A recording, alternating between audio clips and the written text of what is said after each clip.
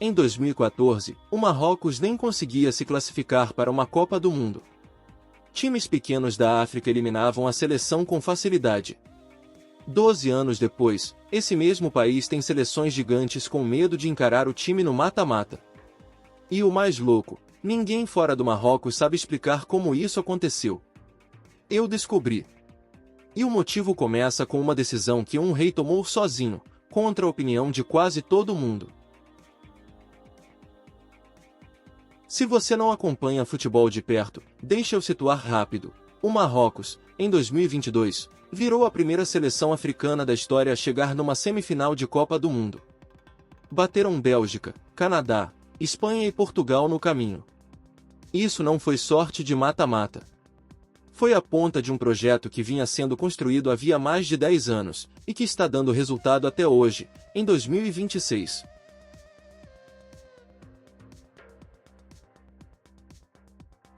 Para entender a virada, você precisa entender o quão ruim estava a situação antes. Entre 2002 e 2014, o Marrocos ficou de fora de 3 Copas do Mundo seguidas. Isso mesmo, 3. Uma seleção que hoje assusta gigantes nem sequer estava classificando para o torneio. E o problema não era a falta de talento individual, o problema era a estrutura. Não existia uma base sólida de formação de jogadores, não existia um plano de longo prazo, e o país estava perdendo, sistematicamente, talentos que nasciam fora do Marrocos e escolhiam defender outras seleções. E aí, se você fosse o responsável por resolver isso, por onde começaria? Foi exatamente essa pergunta que o rei Mohammed VI se fez lá em 2008.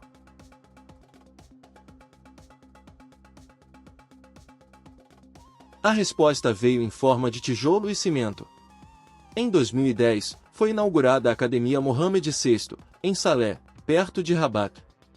E aqui está o detalhe que pouca gente sabe, não era só um centro de treinamento. Era uma escola completa. Criança entra a partir dos 12 anos. Tem sala de aula, laboratório de informática, aula de idiomas, refeitório, alojamento, centro médico com fisioterapia. A ideia nunca foi só formar jogador, era formar atleta e pessoa ao mesmo tempo, para que a família não tivesse medo de deixar o filho longe de casa. E isso teve resultado? Sim, funcionou. Jogadores como Azzedine Ounahi e Naef Aguerd, hoje titulares da seleção principal, saíram exatamente dali.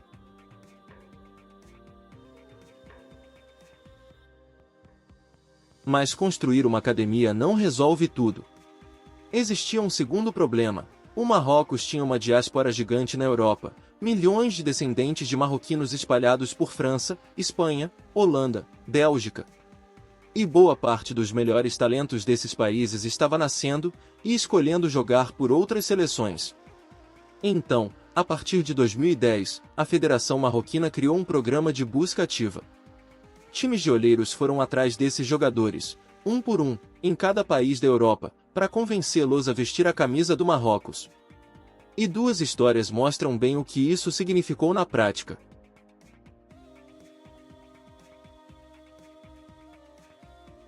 Achraf Hakimi nasceu em Madrid.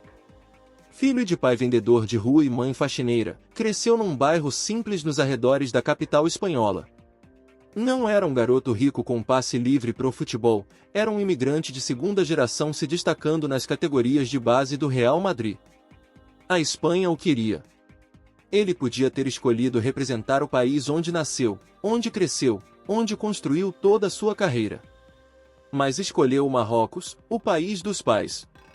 E o destino tem senso de humor. Em 2022, foi exatamente Hakimi quem cobrou o pênalti decisivo que eliminou a Espanha da Copa do Mundo.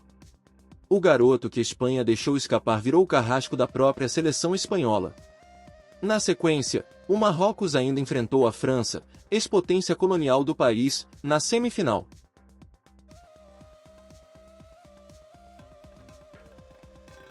A segunda história é ainda mais dramática. Brahim Dias nasceu em Málaga, na Espanha. Diferente de Hakimi, ele não escolheu o Marrocos por opção óbvia, ele foi ignorado pela Espanha primeiro. Nunca foi convocado. O técnico da seleção espanhola nunca sequer conversou com ele, enquanto outros jogadores em situação parecida recebiam atenção da federação. Magoado, decidiu aceitar o Marrocos, com o coração, nas próprias palavras dele. Só que o início não foi fácil. Na final da Copa Africana de 2025, ele teve a chance de dar o título ao Marrocos, e perdeu o pênalti decisivo. Foi apontado como o vilão da história. Ele se reergueu. Nos jogos seguintes daquele mesmo torneio, virou artilheiro, chegou a marcar em 5 partidas diferentes de uma única edição, um feito histórico alcançado por pouquíssimos jogadores. Rejeitado por um país, vilão em outro, e hoje uma das principais peças do time que mais cresce no futebol mundial.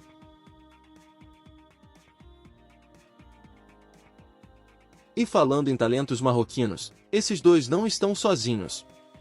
Ayoub Boadi, de apenas 18 anos, era capitão da seleção sub-21 da França, e em 2026 trocou de lado para jogar pelo Marrocos. Ismael Saibari, nascido na Holanda, é hoje o artilheiro da seleção marroquina na Copa do Mundo de 2026.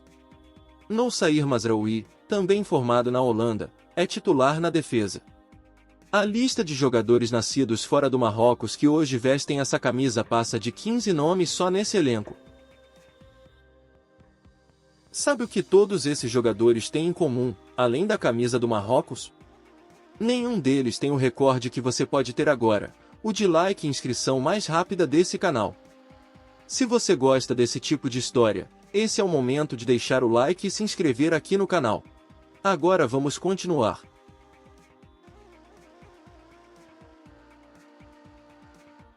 Muita gente, em 2022, achou que a campanha do Marrocos foi um lampejo. Um daqueles acontecimentos aleatórios do mata-mata que acontecem uma vez e nunca mais se repetem. Os números dos últimos anos dizem o contrário. 2024, seleção sub-23 fatura o bronze olímpico em Paris. 2025, seleção sub-20 vence o Mundial da categoria, batendo a Argentina na final. 2026, seleção principal chega, de novo, entre as melhores do mundo. Repara, são 3 gerações diferentes, 3 categorias diferentes, todas produzindo resultado ao mesmo tempo. Isso não é sorte. Isso é um sistema bem estruturado que funciona.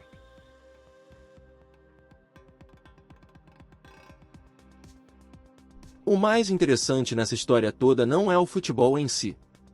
É a prova de que um país pode decidir, deliberadamente, mudar de patamar em qualquer área, desde que exista visão de longo prazo e disposição de investir sem esperar retorno imediato. A academia foi inaugurada em 2010. O resultado mundial só apareceu de forma consistente entre 12, 14 anos depois. Enquanto isso, o elenco atual ainda guarda uma peça do passado, o atacante Ayoub Boadi, 33 anos, que viveu o período mais difícil da seleção, esteve na Copa de 2018, quando o Marrocos caiu ainda na primeira fase. Hoje, ele é um dos poucos que testemunhou os dois extremos, o fundo do poço e o topo. Se você quer entender mais histórias assim, de como certas seleções, times ou jogadores viraram o que são hoje, sem depender só do resultado do último jogo, se inscreve no canal e ativa o sininho, porque é exatamente esse tipo de conteúdo que eu trago aqui toda semana. Te vejo no próximo vídeo.